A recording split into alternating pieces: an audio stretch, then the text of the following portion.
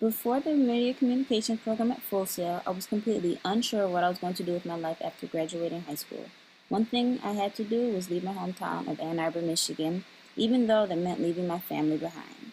I ended up in Winter Park, Florida, ironically in walking distance to Full Sail. My friend decided she would go to school there and figured that was my ticket out of Michigan. Full Sail wasn't for me at that time in 2007, so I decided to take up improv and acting classes instead of school. When funds ran out and I still had no real-world education, I enrolled at Valencia for core classes, only to drop out, move back to Michigan, and enroll at University of Phoenix to take the entrepreneurship program instead.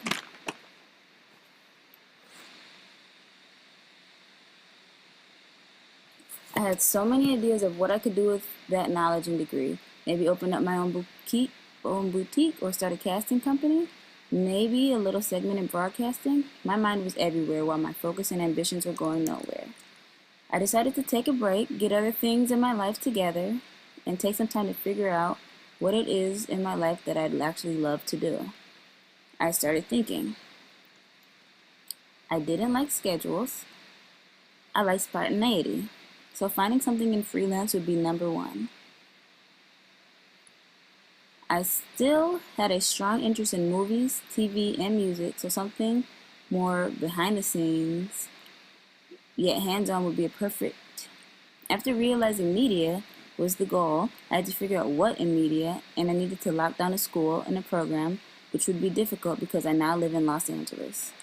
The only thing that fit was communications, mainly due to my always changing major and field of study. I realized how broad the field of communications was and knew I'd have much room for growth when I'd start to settle on a specific career. Because I already knew about Full Sail, I started there. I knew they had these programs, just not that they was online yet. Luckily, it was. So here I am, and while I still don't know what specific